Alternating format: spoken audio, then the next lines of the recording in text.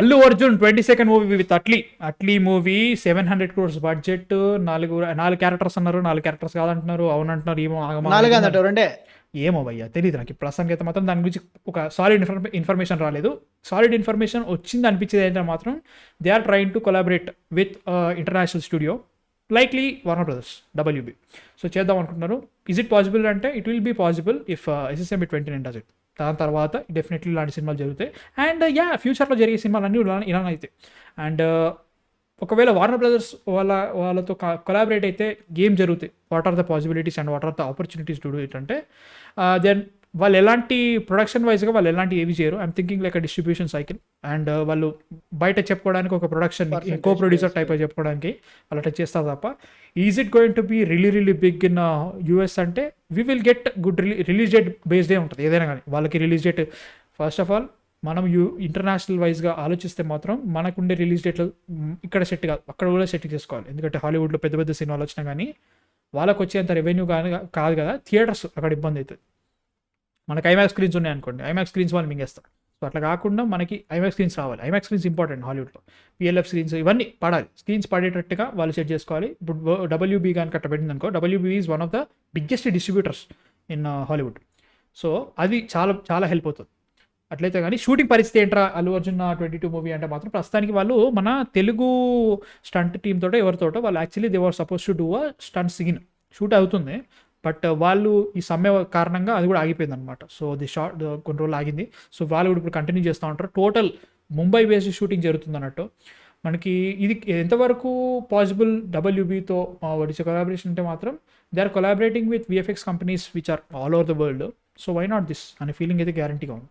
Scale పెరుగుతుందా అంటే Warner brothers ఎలాంటి బడ్జెట్ పెట్టరు భయ్య. వాళ్ళు ఎలాంటి ప్రొడ్యూసింగ్ టైప్గా బడ్జెట్ పెట్టడం అట్లాంటిది ఏమి చేయరు వాళ్ళు.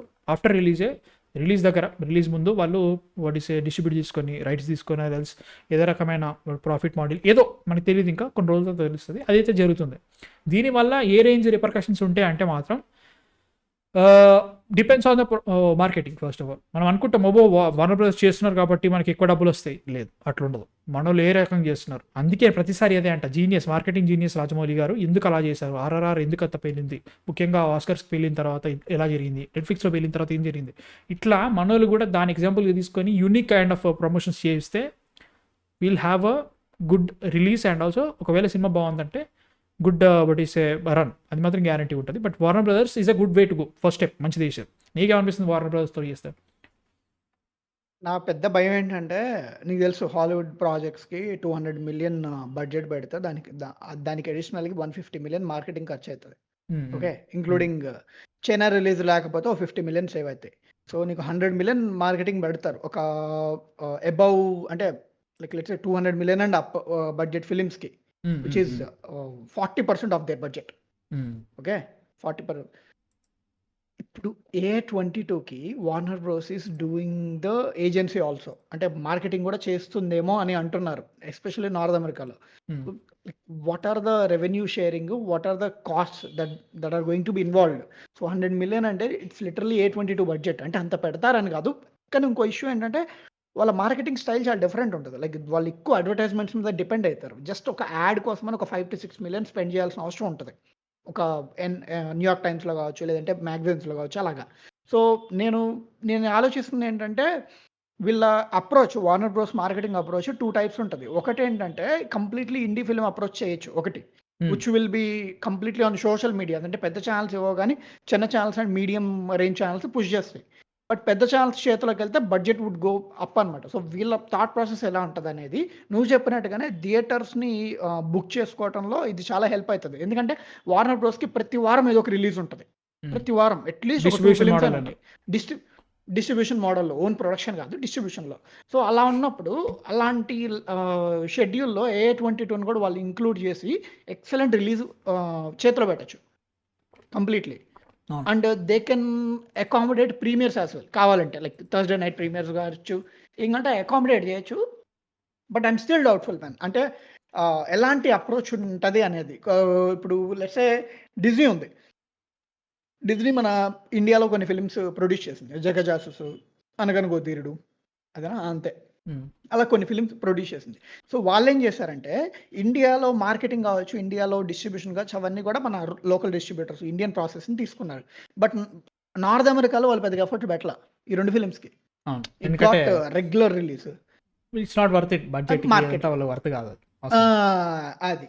సో, ఇప్పుడు వార్నర్ బ్రోస్ ఇన్వాల్వ్ అయితే వాళ్ళు ఎలాంటి ఎఫర్ట్ పెడతారు? నువ్వు చెప్పినట్టుగా ప్రొడక్షన్‌లో వాళ్ళు ఇన్వాల్వ్ గారు. అదంతా పోస్ట్ రిలీజ్ ప్రాసెస్‌ని నార్త్ అమెరికాలో వాళ్ళ చేతిలో పెడతారు. సో, వాళ్ళు ఎలాంటి ఎఫర్ట్ పెడతారు? వాళ్ళు ఎలా కాలిక్యులేషన్ ఏసారు ఈ ప్రాజెక్ట్ మీద? అండ్ ఇది ఇంగ్లీష్ వెర్షన్‌లో కూడా రిలీజ్ అవుతది. హ్మ్. అలా అని చెప్పేసి ఒక సైఫై కాన్సెప్ట్ ఆర్ ఇప్పుడు మనకి ఇంకా తెలీదు స్టోరీ లైను. సో, ఈ type of concept films in జనరల్‌గా రిలీజ్ అవుతా ఉంటాయి. బట్ అది ఎంత పెద్దదవుతదనేది ఇన్ కేస్ గాని వాళ్ళు మనం అనుకున్న రీతిలో గాని వాళ్ళు దాన్ని నార్త్ అమెరికాలో ప్రమోట్ చేసి ఇవ్వగలిగారు. అంటే దానికి తోడు మన ఇండియన్స్ అక్కడ ఉన్నారు. సో, యూజువల్లీ మనోళ్ళు ప్రీమియర్‌లకి అడ్వాన్స్ సేల్స్ అవన్నీ కూడా కన్వీనియంట్‌లీ 2, 3 మిలియన్ పెడతారు.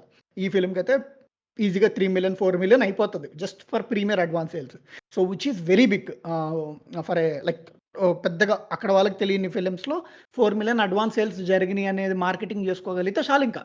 అవును. అది పెద్ద ప్లస్ అయితది. That to coming from Warner bros అని. సో, ఇలాంటి క్రియేటివ్ వేస్‌లో మార్కెట్ చేయగలిగితే హ్యాపీ. బట్ లేకపోతే మాత్రం వేస్ట్ కాజ్ అని నేను అనుకుంటాను. చూద్దాం. And Warner bros always same involvement man. ఎంత ఇవన్నీ బావుంటదనేది. కరెక్టే. మనకు వాట్ ఎవర్ ఇప్పుడు నువ్వు ఎంత world's best distributors, world's best ప్రొడ్యూసర్లు ఉన్నా కానీ it all comes down to one thing, content. It all comes down to promos, Content. Trailer, teaser, అవే క్రియేట్ చేస్తాయి hype and everything. So talking about hype and everything and content everything, yeah, Atlee the only soul and focus this on Atlee deliver చేస్తే అవుతుంది. లేదంటే అది అన్నారు ఏమో ఇప్పుడు ఏం మాట్లాడినా మళ్ళీ అంటారు కానీ ప్రస్తుతానికి అయితే మాత్రం ఏమో చూద్దాం. లెస్సి అంటే లైక్ సిచ్యువేషన్ ఏంటంటే ఓ పెద్ద సినిమా అట్లీ కుంభేశ్వర అది అంటున్నాం కానీ ఈ ఇయర్లో చాలా పెద్ద సినిమాలు వచ్చినాయి. ఒక్క పెద్ద సినిమా కూడా చాలా బాగుందని ఇక్కడ ఎవరు మాట్లాడరు. అండ్ ఇట్ ప్రూవ్ ఎట్లంటే మనం అనుకునే ఏ సినిమా కూడా పేరట్లే. ఇప్పుడు వచ్చే పెద్ద సినిమాలు రెండంటే ఈ ఇయర్లో వచ్చేటి కాంతారా 2 అండ్ మన OG. Kantara 2 may have the Let chance me you know what is content wise పేలుతుందేమో. OG I can't see that. So అది పరిస్థితి. హ్మ్. ఇది ఇప్పుడు ఇంకా నేను ఒకటి ఫ్యూచర్లో చెప్తాను. ఈ ఇయర్ వచ్చిన మిస్ అయిన ఫిల్మ్స్‌లో ఏటికి మార్కెటింగ్ బాగా జరిగింది? ఔట్‌సైడ్ ఆఫ్ కూలీ. ఏటికి మెటీరియల్స్ బాగున్నాయి? ఫ్లాప్ అయిన ఫిల్మ్స్. ఈ ఇయర్ పెద్ద ఫిల్మ్స్ నువ్వు చెప్తున్నావు కదా! ఏటికి మార్కెటింగ్ బాగుంది? ఏటికి నీకు ప్రామిస్ ఇచ్చింది content? Promise Kingdom. Kingdom had bro Kingdom పెద్ద సినిమా బ్రో. పోని అంటున్నావు కదా. పెద్ద hit 3. Cinema. Yeah! Hit 3 financial work అయింది కదా! నేనది వర్గాన్ ఫిల్మ్స్. అట్లా అంటావా? కానీ అయితే కింగ్డమ్ ఆ! పోయిందిగా. వాట్ టు కింగ్డమ్ ట్రైలర్ ఒకటే పోయింది. But what to trailer. ఆ! జనాబీ అలీ ఆ! బ్రో. నేననేది కాంటెంట్ పగిలిపోద్ది. నేననేది కాంటెంట్ బాగుండి సినిమా మిస్ అయింది అని నేను అడిగా నిన్ను. నువ్వు కాంటెంట్ బాగోకుండా అయితే సినిమా కింగ్డమ్. మిస్ అయిందనంటే అన్నీ అయితే ఇవే. అదే అయితే ఇప్పుడు కింగ్డమ్. కానీ కింగ్డమ్ ఇష్యూస్ నాకు ఎడిటింగ్ టేబుల్‌లోనే జరిగినాయని నేను అనుకుంటా. ఎందుకంటే ఏదైతే రైటింగ్ స్టేజ్‌లో జరిగింది కదా. వాళ్ళు బానే యాహ్! జరిగింది. సో, నేను ఇది ఎందుకని నిన్ను అడుగుతున్నానంటే నువ్వు చెప్పావు కదా! ఇయర్ లైక్ బిగ్ ఫిల్మ్సే వర్క్ కాలేదు. So, I should double check with Atlee film అని. స్టిల్ మ్యాన్ అట్లా సో, అనుకున్నా కానీ లైక్ ప్రోమోస్ పక్క పెట్టినా కానీ కాంటెంట్ అంటే జస్ట్ ప్రోమో కాదు కదా, మూవీ కూడా కదా. ఇప్పుడు మూవీ కూడా. కానీ నేను ఓజీ ప్రోమోస్ అనుకునేది బాగున్నాయి ఏంటంటే అనుకుంటా. డే వన్ ఓకే, నేను అట్లా అంటలేను. Whatever I'm thinking, what I'm ah! Saying is కరెక్టే. ఇప్పుడు లెట్స్ జస్ట్ సే హ్మ్. ఆర్ఆర్ఆర్ లాంటి సినిమా కాంటెంట్ చాలా బాగుంది. What if they were distributed by Warner brothers అనుకున్నాం. ఒకవేళ కాంటెంట్కి చాలా చాలా మంచి టాక్ వచ్చినప్పుడు వార్నర్ బ్రదర్స్ ఏం చేస్తారు, స్క్రీన్స్ పెంచేవాళ్ళు. అది జరిగేది. ఇప్పుడు లెట్స్ చేస్తే మనం ప్రోమోస్ ఎంత బాగా చేసినా కానీ డే వన్ వస్తుంది. అల్లు అర్జున్ కాబట్టి అట్లీ కొంచెం హెల్ప్ చేస్తాడు. దీపికా పడుకోన్ గారు 3 ఉన్నారు కాబట్టి వాళ్ళు 40 కోట్ల వరకు చూపిస్తారు.